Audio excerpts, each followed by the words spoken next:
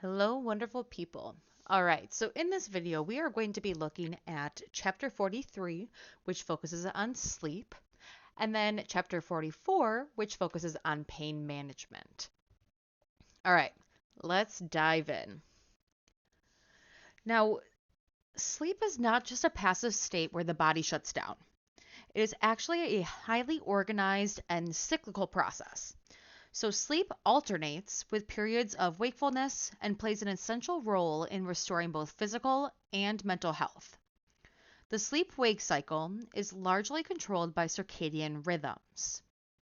Circadian rhythms are about a 24-hour day night cycle that influences everything from our sleep patterns to hormone release, body temperature, and metabolism. For example, melatonin levels rise in the evening to help promote sleep, while cortisol rises in the morning to promote alertness. Now, the regulation of sleep involves two systems: the central nervous system and the endocrine system. The hypothalamus, with its suprachiasmatic nucleus, regulates circadian rhythms. The reticular activating system in the brainstem promotes wakefulness, while sleep promoting centers in the hypothalamus release inhibitory neurotransmitters like GABA to initiate sleep. There are two main types of sleep. We have non rapid eye movement, or NREM, and rapid eye movement, or REM. NREM has three stages, ranging from light to deep sleep. Stage 1 is very light sleep, while stage 2 is slightly deeper and makes up about 50% of total sleep. Now, stage 3 is the deepest restorative sleep. REM sleep is where dreaming occurs, and it's critical for memory consolidation and learning. So, example, think about when you first drift off during class. That's stage 1. When you're in a deep nap and hard to wake up, that's stage 3. A typical sleep cycle lasts about 90 minutes, moving through NREM stages and then into REM. Throughout the night, these cycles repeat 4 to 6 times. As the night progresses, REM periods become longer while deep sleep periods shorten.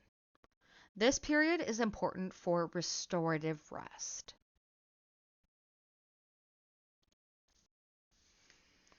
Now, sleep is essential for tissue repair, immune function, memory consolidation, and emotional regulation. Without adequate sleep, patients may experience irritability, poor concentration, weakened immune responses, and slower healing. Chronic sleep deprivation is linked with hypertension, diabetes, obesity, and depression. Now, dreams. Dreams occur in both NREM and REM sleep, but they are more vivid and complex during REM, the rapid eye movement. Dreams can help with memory processing, emotional regulation, and stress coping. Nightmares, however, may reflect anxiety, stress, or trauma. There are many types of sleep disorders, including insomnia, sleep apnea, narcolepsy, parasomnias, and restless leg syndrome. Now, each of these affects a quality and quantity of sleep differently and has unique management strategies.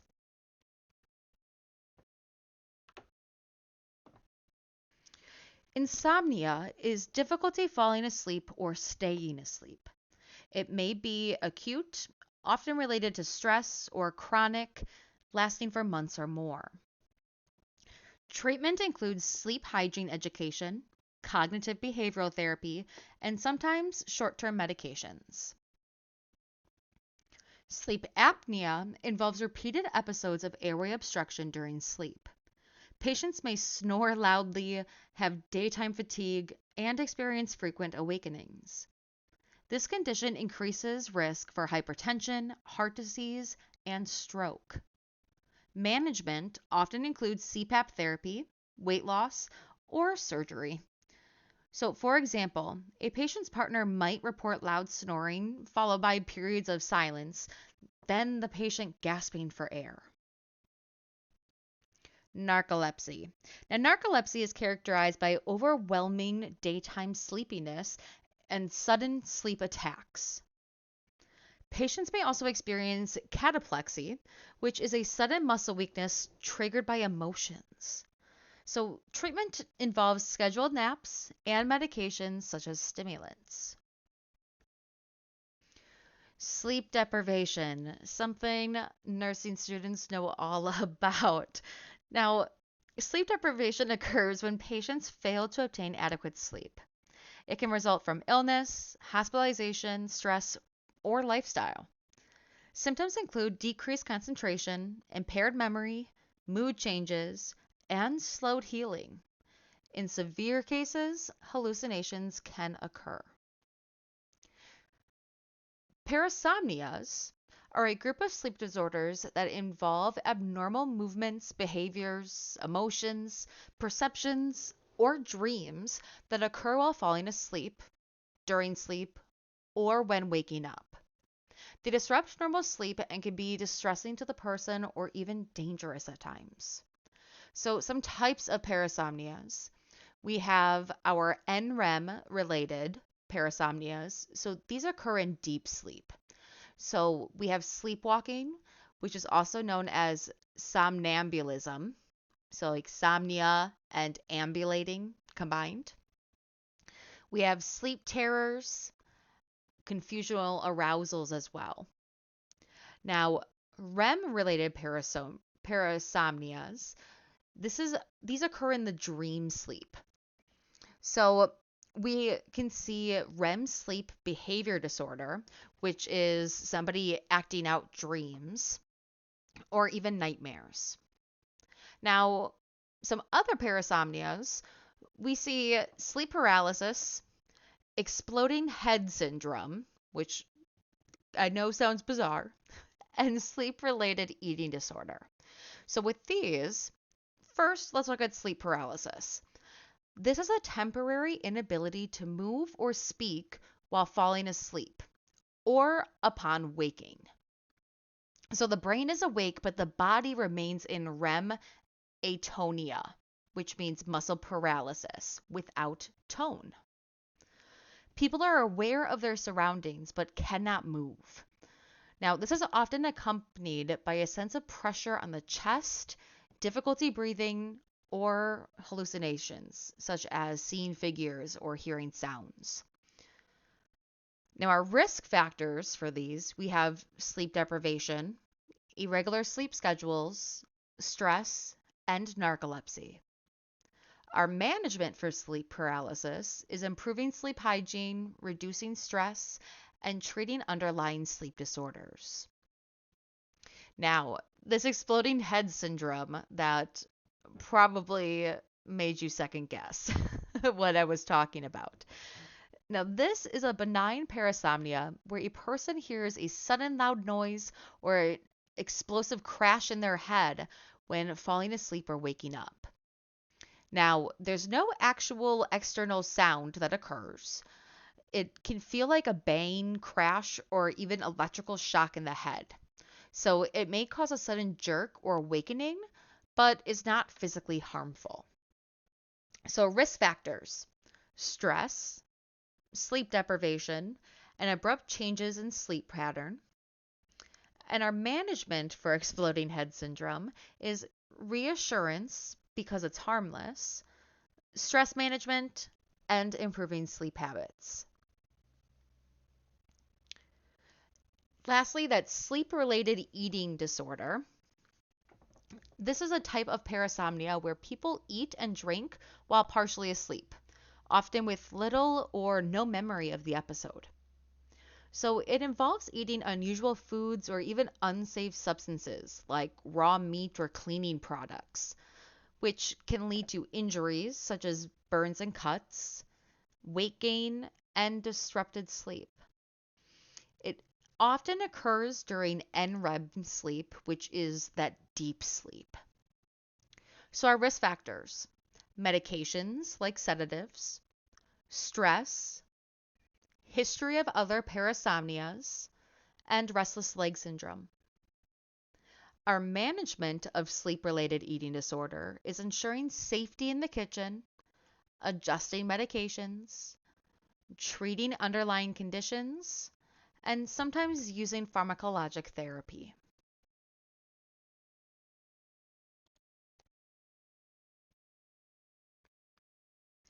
Several factors influence sleep quality: illness, medications, lifestyle habits such as caffeine or alcohol use, emotional stress.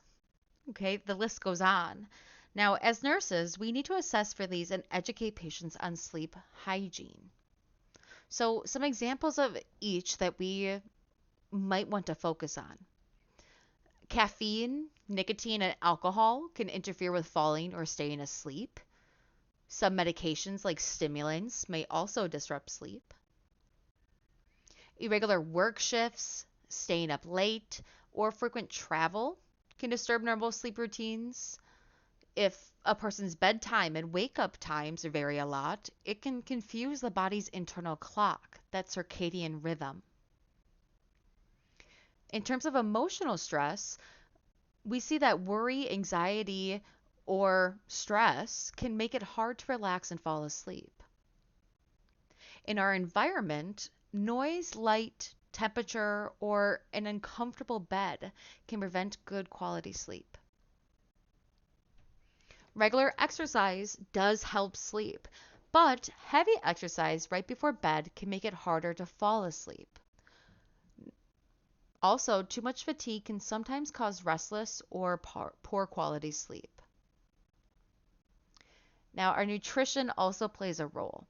Heavy meals before bedtime may cause indigestion and disturb sleep. Or we might see that hunger at night can also make it hard to sleep with all those rumbly tumblies we have going on.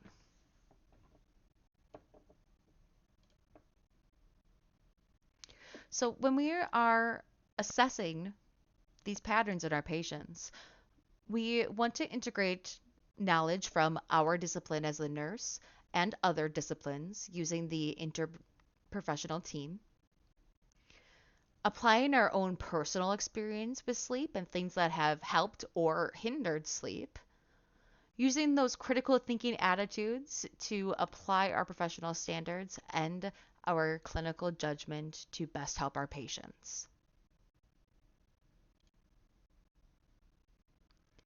So, as always, we need to assess through the patient's eyes. Always consider how the patient feels about their sleep and what concerns they have. Now, our sources for sleep assessment: we have patient self report, family input, and our own observations. Now, there are two effective subjective measurements of sleep, which are the Epworth Sleepiness Scale and the Pittsburgh Sleep Quality Index. Now, the Epworth Sleepiness Scale measures daytime sleepiness, while the Pittsburgh Sleep Quality Index measures overall sleep quality. While we obtain our sleep history from our patient, we want to ask them about if they're having any difficulty falling asleep, staying asleep, or waking too early. What is their usual sleep pattern? What time they normally go to bed and when they wake up? Are they having any physical and psychological symptoms, such as fatigue, irritability, depression, or headaches? Are they experiencing any stressors like school, work, family? Or how is their emotional and mental status? Any signs or symptoms of anxiety, depression, or stress? We especially want to assess their bedtime routines. What are they usually doing before they sleep? Are they watching TV? Are they reading? Are they scrolling on their phone? And we want to get behaviors of sleep deprivation. such as yawning, dozing off, lack of concentration, and or mood swings.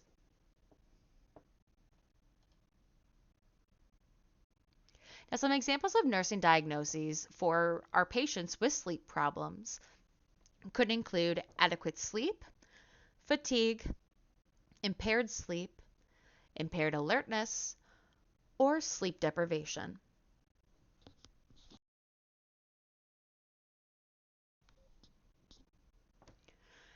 Now, our planning and outcomes identification.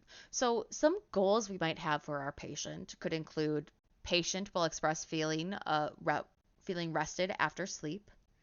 Patient reports fewer awakenings during the night. Patient falls asleep within 30 minutes of going to bed. Or maybe patient reports sleeping 8 hours each night. Again, it's important to make our goals specific to our patient and their specific needs. For setting priorities, we want to focus first on the patient's main sleep concern. So, are they having trouble falling asleep? Or maybe they have frequent waking. Then we want to address urgent issues like safety risks. So, are we seeing fatigue affecting daily activities or maybe driving?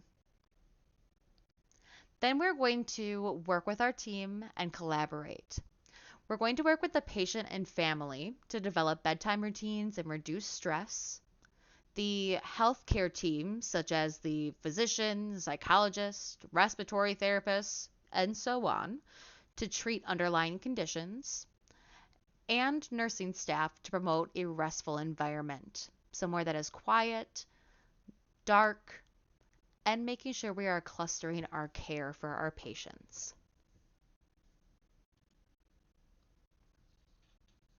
So, our health promotion, environmental control. We want a quiet, dark, and comfortable room.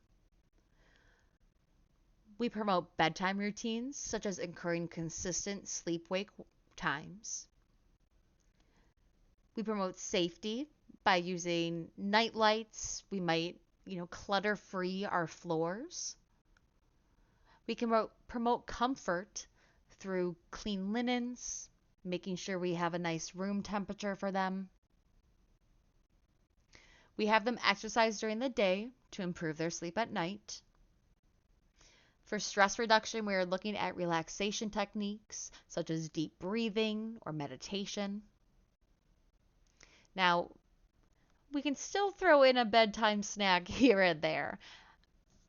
However, it's not going to be a heavy meal. We want to avoid those heavy meals and just provide a light snack if our patient is hungry.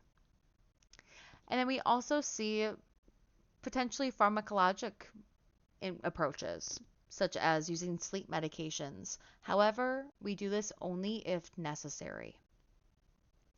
Now, specifically within acute care, we want to make sure that we're reducing noise for our patients, dimming the lights in the hospital rooms and on the floor during PM hours, promoting comfort by making sure we have adequate pain relief, repositioning our patients, establishing periods of rest and sleep.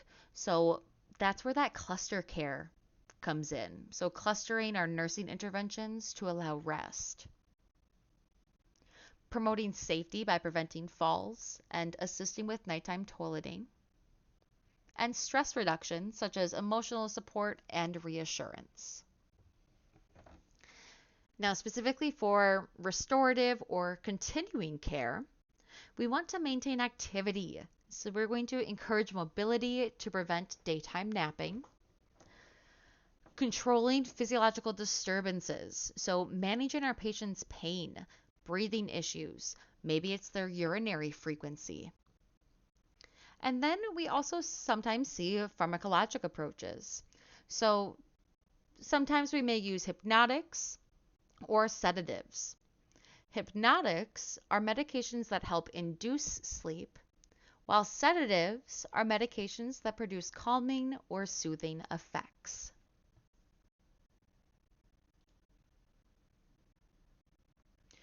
Now, if when we are evaluating whether our patients have met their outcomes, those goals that we created, if we're noticing they're not met, we want to ask, are you able to fall asleep within 20 minutes of getting in bed? Describe how well you sleep when you exercise. Does the use of quiet music at bedtime help you relax? And do you feel rested when you wake up? Now, depending on the answers to these questions, that will help guide us in a reassessment so that way we can potentially create new nursing diagnoses, or if our patient still falls within the same nursing diagnoses, at least create new goals, those outcomes for our patient, so then we can have new interventions to then lead us back to another evaluation point. All right, now in summary, sleep is essential for healing and overall health. It is regulated by circadian rhythms and involves both NREM and REM stages. Disorders such as insomnia, sleep apnea, narcolepsy, and sleep deprivation can have major health impacts. Nurses play an important role in promoting sleep hygiene and managing sleep problems.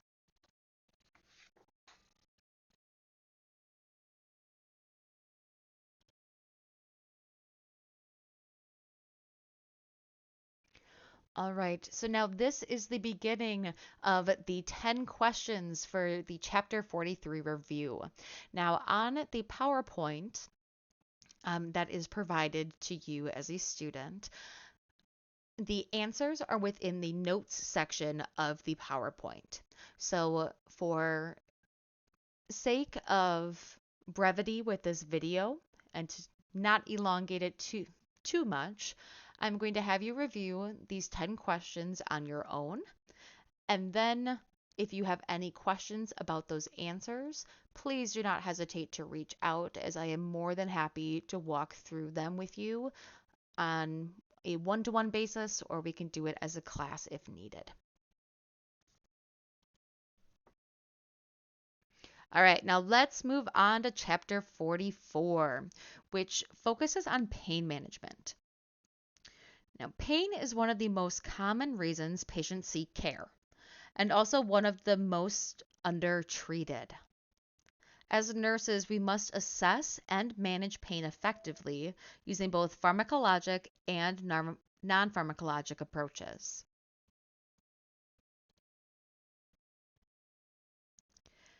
The International Association for the Study of Pain defines pain as an unpleasant sensory and emotional experience associated with actual or potential tissue damage. Pain is subjective, meaning the patient's report is the most reliable indicator. It can be protective in the case of acute pain, but when it becomes chronic, it reduces quality of life and has no protective function. The pain process has 4 steps: transduction, transmission, perception, and modulation. Transduction occurs at the site of injury when nociceptors are activated. Transmission sends the signal to the spinal cord and brain. Perception is when the patient becomes aware of pain, and modulation is when the brain sends signals back to inhibit pain, often through endorphins. Now, treatments target these steps, such as NSAIDs at transduction and opioids at transmission. So, for example, if you stub your toe, the nerves at the site of injury send the signal up to your brain, and this is transduction and transmission in action.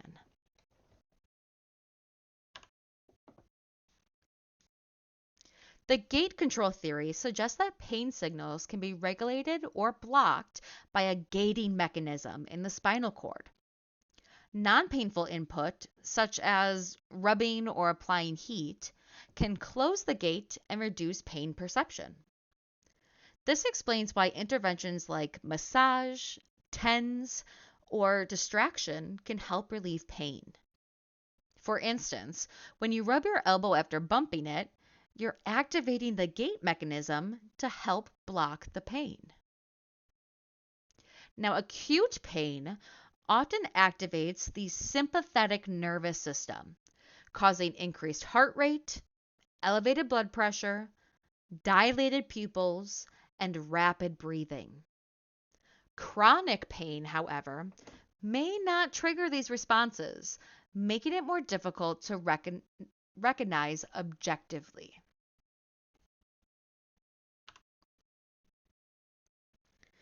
Patients respond to pain in observable ways: grimacing, moaning, guarding, or withdrawing. However, some patients, especially those with chronic pain or cultural differences, may suppress outward expressions. This is why assessment requires asking the patient directly about their pain. Pain can be, like we said, acute, chronic, but it also might be cancer related or idiopathic. Acute pain has a sudden onset and identifiable cause. Chronic pain lasts longer than 6 months and often persists after healing. Now, cancer pain can be a mix of acute and chronic, while idiopathic pain has no identifiable cause.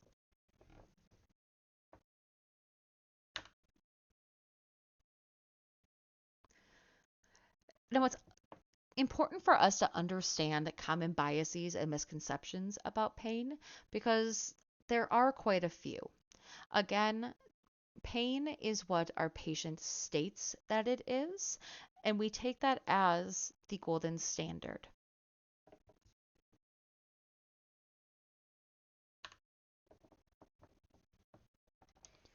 So, we have quite a few factors that influence pain.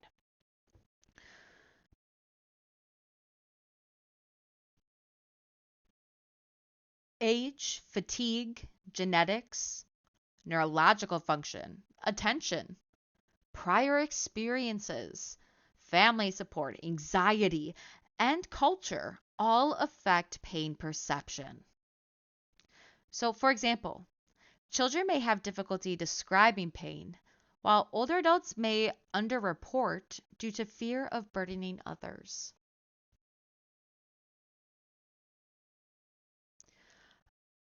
Now, we also see that uncontrolled pain affects every aspect of life. We see mobility, appetite, sleep, mood, and relationships. It increases risk for depression and delays recovery. Effective pain management improves quality of life significantly. So, we're going to put those critical thinking hats back on again. We want to anticipate a patient's pain based on the patient's clinical condition. A patient's condition or situation is always changing, so that's why we need to be constantly assessing. And knowledge of pain physiology and the many factors that influence pain promotes early recognition of patient problems. A thorough assessment of pain includes location, onset, duration, intensity, quality, and aggravating or relieving factors. The PQRST mnemonic is useful. So, provokes, quality, radiates, severity, and timing. Remember that the patient's self report is the gold standard. So, for example, a patient with chest pain may describe it as a crushing and rate it 8 out of 10, starting suddenly while waking, We want to make sure we're getting that much information from our patients on how they are experiencing their pain.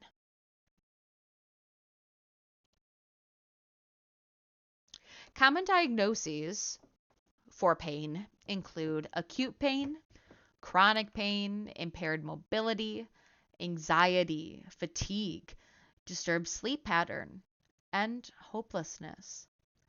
These nursing diagnoses help guide interventions and our outcomes.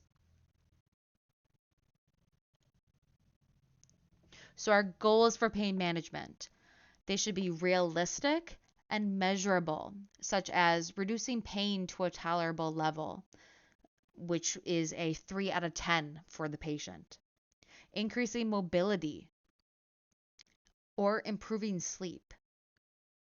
Outcomes should be based on what the patient identifies as an acceptable pain relief goal.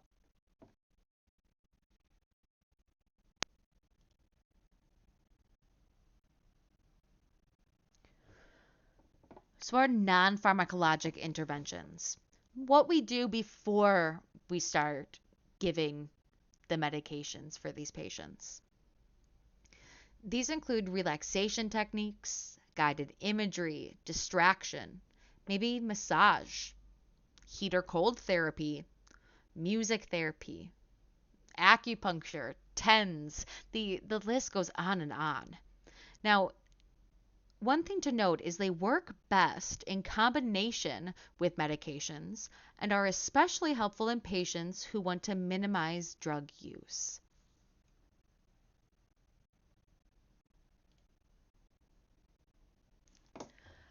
On the other side of things, we have our pharmacologic interventions.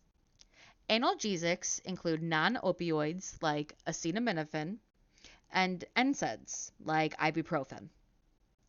Opioids like morphine and fentanyl, and adjuvants like antidepressants or anticonvulsants for neuropathic pain.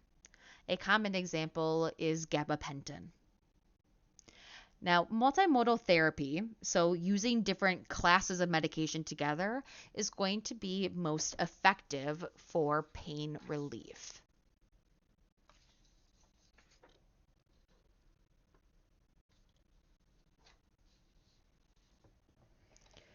Now, pain medications can be administered multiple ways. They can be given orally, IV, IM, subcutaneous, transdermal, or via patient-controlled analgesia pumps, otherwise known as PCA pumps. Now, PCAs allow patients to self-administer preset doses, promoting autonomy and reducing delays in pain relief. Now, with this, there is going to be a mechanism on the PCA that controls just how much the patient is getting, and there's a lockout on it. Meaning, if the patient, for purpose of ease, let's say they are to be getting 1 milligram of morphine an hour, and each time they hit their button, they get 0.2 milligrams of morphine. Well, with that, if they're hitting their button, let's say 20 plus times during 1 hour, because of the lockout on the machine, the patient will not exceed getting that 1 milligram.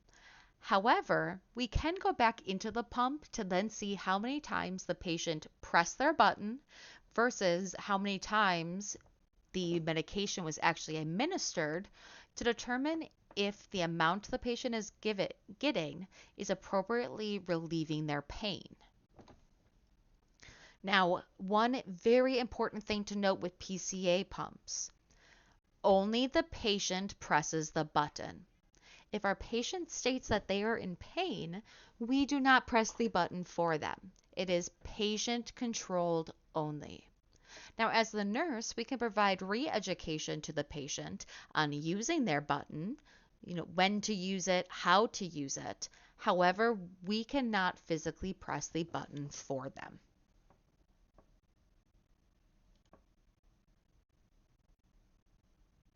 So, some things to know for implementation processes. So, when we have local and regional anesthesia, some things that we as the nurse need to do are monitor for side effects such as numbness, weakness, or low blood pressure, and ensure patient safety after anesthesia.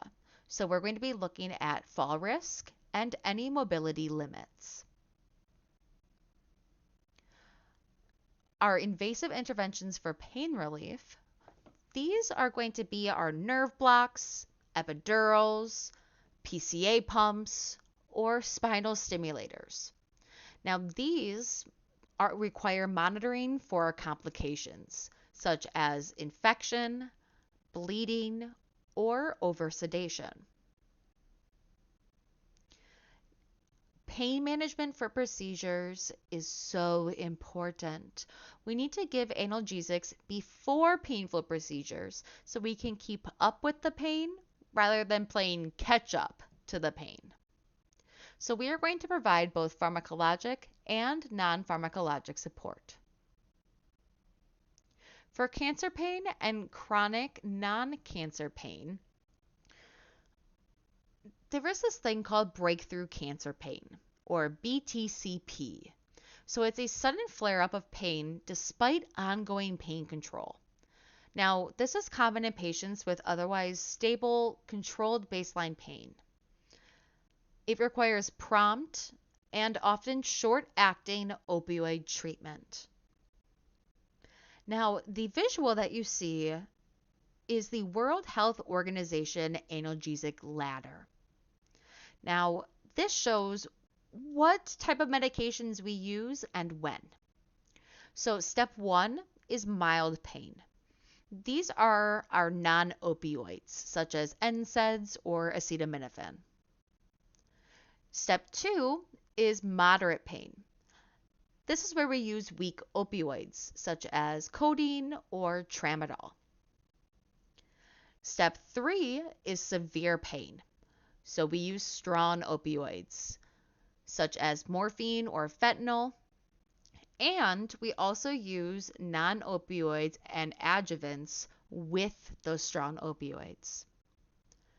Then we have step 4.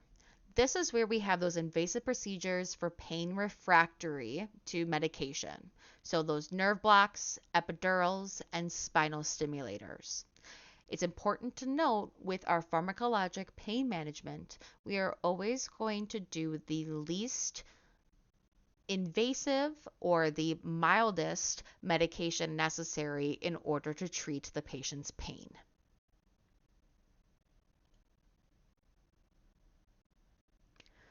Now, unfortunately, there are some barriers to pain management.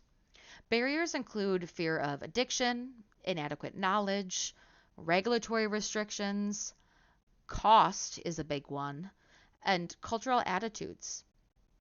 Nurses play a key role in advocating for patients and addressing misconceptions about pain medications. Now, restorative care, this focuses on helping patients return to normal functioning, while palliative care emphasizes comfort and quality of life for patients with serious illness. Hospice provides end-of-life care with a strong focus on pain and symptom management. Now, it is important to note, palliative care does not equate hospice care.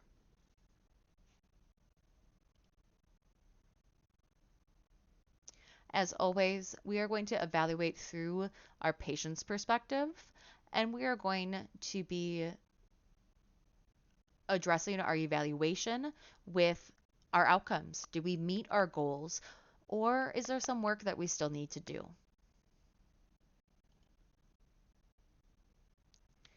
Again, safety, okay? The patient is the only person who should press a PCA button to administer the pain medication.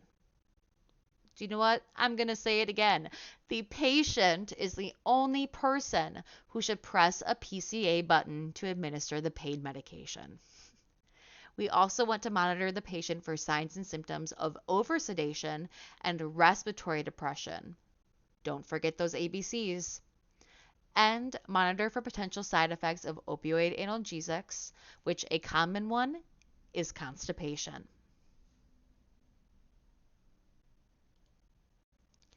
To summarize, pain is subjective and self-report is the best indicator.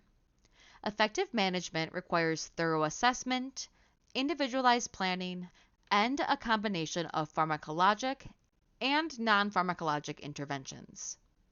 Nurses are advocates for ensuring patients receive appropriate pain relief. As with the Chapter 43 review, for the Chapter 44 10 review questions, the PowerPoint that is provided to students, please go ahead and download that, open that up, look in the notes section for the answers for ease and brevity of this video. If there are any questions on the review questions or the answers with rationales, please do not hesitate to reach out, as I am always ready and willing to support you and your success. I hope that this was a beneficial video for you, and I will see you in the next one. Take care, everybody.